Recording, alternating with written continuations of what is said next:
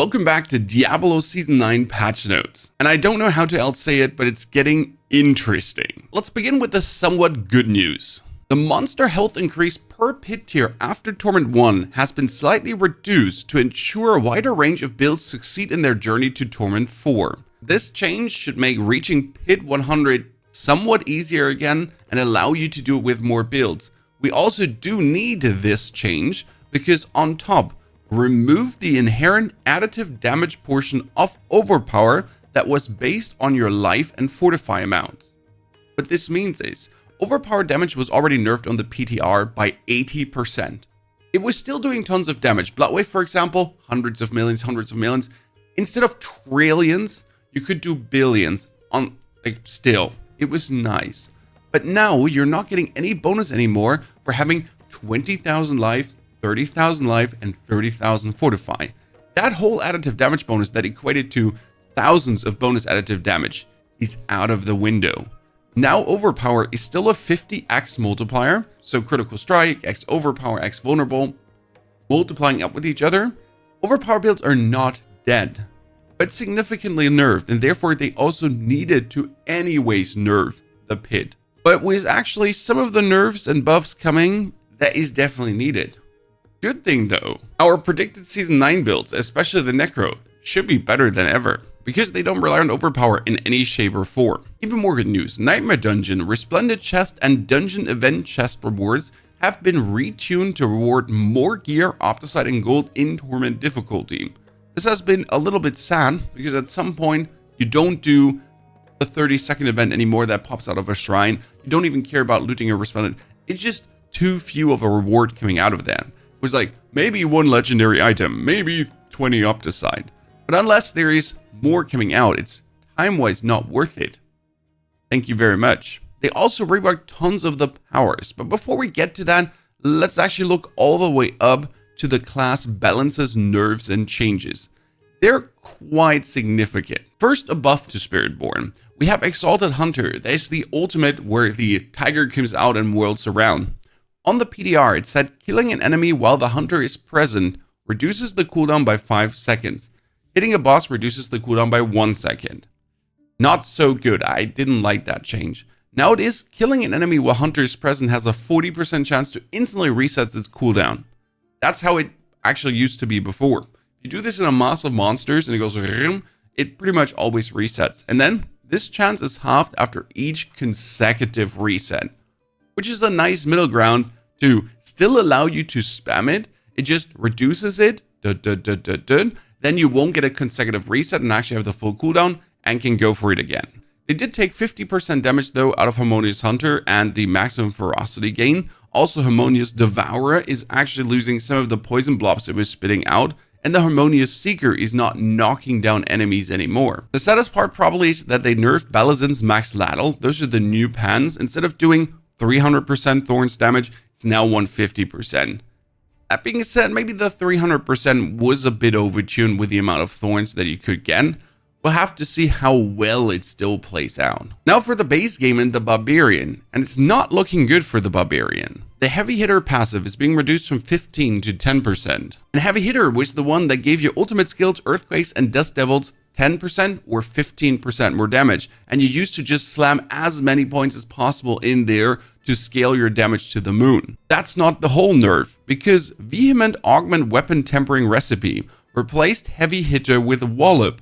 You cannot temper Heavy Hitter now anymore. You try to get 30 ranks or so in it to really scale your Earthquakes. That's gone. On top, the Ugly Bastard's Helmet, doing less damage. Dust Devil damage reduced by 50%. Oh no. The Executioner's Aspect is now doing 100% less Earthquake damage bonus. Wow. And the Rumble Glyph as well nerfed. God damn. Barbarian will definitely have to find a new way to play. I wouldn't wonder though if Earthquake, despite all the nerfs, would still turn out to be top tier with those Torment tier nerfs. We'll try out on the live servers. This brings us to Druid skills. Druid does more damage with Pulverize, and now instead of having Pulverize Overpower every 10 seconds, it does 30% more damage to crowd-controlled enemies and bosses. They're kind of moving away a bit from the Overpower theme, as Overpower in a net total is nerfed. Raging Pulverize, for example, said, deals 75% increased overpower damage. Enemies overpowered by Pulverize will be stunned. And now it says every 10 seconds, Pulverize is guaranteed to overpower and make enemies take 20% more damage for 5 seconds. We managed to do a little bit more overpowers or more regular overpowers. We do 20% more damage net total.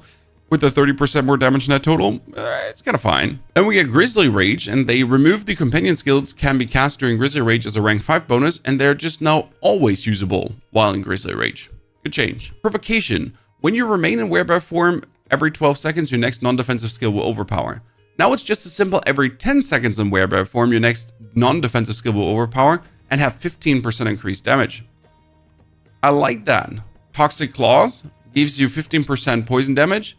And on top now, this is doubled while in werewolf form and for 8 seconds after leaving it. I like what I'm seeing so far. Nature's Fury, Earth and Storm damage bonus increased from 20 to 40%. Damn. Fears and Strength bonuses remain for 8 seconds instead of 5 seconds. For Aspect of the Rabid Bear, we get poison damage bonus up to 80%. Rampaging Warbeast, per stack increase from 3 to 5%, up to 100 from 60. Damn, okay, Druid. I mean, maybe this was definitely needed, that Druid gets more damage throughout the house from everything. Boulder damage increased. Give me the boulder build. Yes, ladies and gentlemen. With the overpower nerf, a boulder damage increase is needed because obviously a boulder build is full overpower build and a lot of druid builds are overpower builds. So druid, the whole set needs to get more damage to kind of cope with the overpower nerf. Even the dolmen stone is buffed with another 10% more damage per boulder. And since you can have 10 boulders up, that's not 10% damage more, it's 100% damage more. Let's check out the Necromancer. First, Supreme Blood Wave spawns less blood orbs, that means less cooldown reduction, so they really want to trash Blood Wave. Yikes. Then, our cult mages are being upgraded. They used to make only enemies vulnerable, now they also have a chance to freeze enemies instantly. Not really looking at that. Serration gives us more critical strike chance. Intriguing. Titanfall said, while fortified, we deal increased damage to elites. Now we just deal increased damage to elites because they want to go away from this fortify more health theme. Necrotic Fortitude is giving us more lucky hit chance. Boy, I love that. And they even buffed Ossified Essence to make up for a big nerf to Overpower Bone Spear. Yes, they're literally gutting Overpower Bone Spear. They're also trying to buff the Affliction key passive, but even with the damage enemies take from you increased from 15 to 45%. Okay, that seems kind of good. The rest, I don't really care about. But that damage increase goes from 15 to 45. That's actually pretty huge. Now for the aspects. And here we have to look at Bone Dusters. Bone Spear is guaranteed to overpower enemies within Bone Prison. That was nice. Bone Spear deals 45% increased damage to enemies within Bone Prison. And the first Bone Spear to hit each enemy within is guaranteed to overpower. One Bone Spear. It still put Bone Prison up, do 45% bonus damage. But the real damage gain was actually overpowering. We get the Hand of Nas, where the delay between the Archmage splinters can fire again is reduced. The Archmage size is slightly increased. They are still teleporting though, which is a bit bad, but hey, Hand of Nas Necro with the new changes is going to be an absolute S-tier ultra build. They're still trying to make the Bloodless Scream size work with more ranks to Darkness skills and up to a 40% chance to deal 8,500 to 13,500 shadow damage.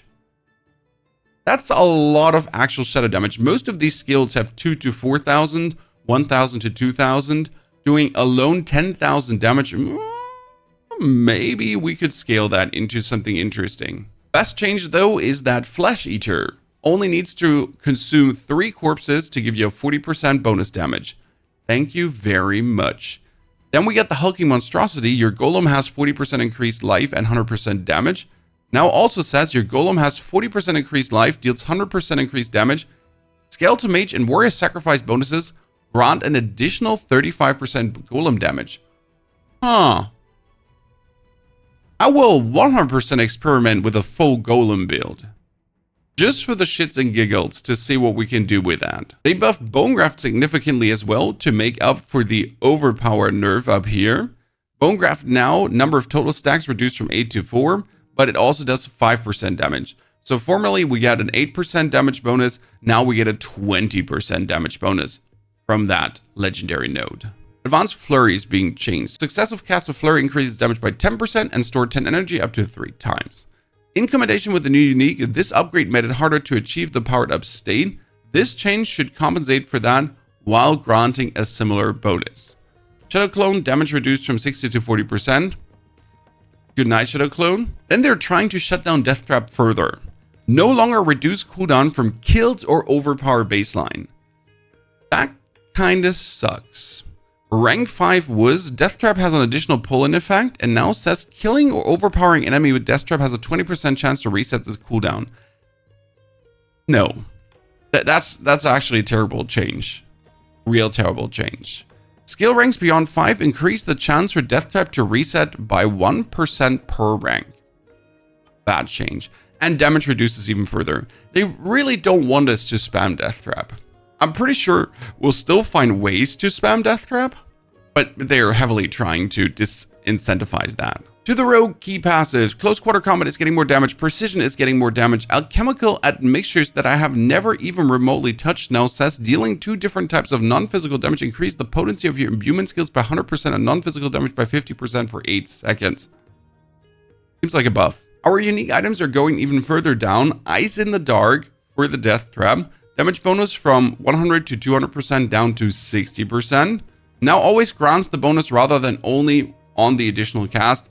Thank you very much. Because they really had Ice on the Dark like completely nerfed. It was like every 10 seconds or so. It was giving you a damage bonus.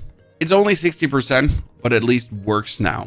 Necro looking okay. Barbarian trashed. Rogue so-and-so. Sorcerer though, on the rise. Hydra heads now attack immediately upon spawn unless Hydra has been cast multiple times rapidly in succession. The invoked Hydra previously said after you critically strike, your Hydras gain more critical strike chance. Now Hydras gain 50% critical strike damage and chance, just like that. Just like that. The Searing Heat Legendary Paragon node has also an increase in critical strike chance, just literally buffed.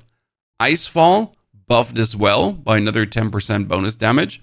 The Ophidian Iris, skill ranks to Devouring Blaze affix replaced with skill ranks to Primordial Binding. Primordial Binding is gain a stacking bonus for each active summon up to 10 summons for more mana regeneration, movement speed, and summon damage. Before it was more critical strike damage. I like that change. And the critical strike chance is removed and we get more attack speed for the Hydras now with the Ophidian Iris. Serpentine Aspect used to give us 0.5 to 2.5 damage. Now it is 0.5 to 1.5, so a 1% nerf per point of mana you have when you summon them. That's fine. What about our jewels now? Because they have been adding new ones and buffing others. First, we get Willbreaker. This one shatters the enemy and increases your physical damage for 6 seconds by 40%. This effect applies when first damaging a boss or elite, or when they are affected by crowd control. Love that. The Cheat Death Jewel is no longer in hardcore. And we get Reverie's Horns up from 30 to 50%. That is the summon jewel if I'm not mistaken, so summons do even more damage. Resource generation is down from 10 to 5, so a slight nerf. And also the Idol from Below's maximum health bonus goes from 8 to 6%. I thought that would be a nerf, but since they removed the Overpower damage scaling, that one doesn't matter at all.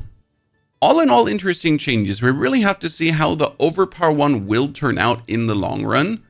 But you can also play builds without Overpower now. Formerly, it was really enforced. You play Overpower or Bust. That should tie in nicely with a reduction of the pit scaling again. So it was made way harder. Now it's easier, but they took damage away. If you're playing, though, a build that doesn't even Overpower, it should just get easier. If I play a minion build that doesn't actually Overpower, bam. I want to see, though, how Torment 4 bosses feel now, because a lot of builds could only kill Torment 4 bosses because of Overpower. How will that now turn out that we don't have Overpower anymore? My decision is, though, solidified. I will play the Hydra, Sorc, and I will play the Hand of Nas Summoner Necro, plus a Golem Necro, actually.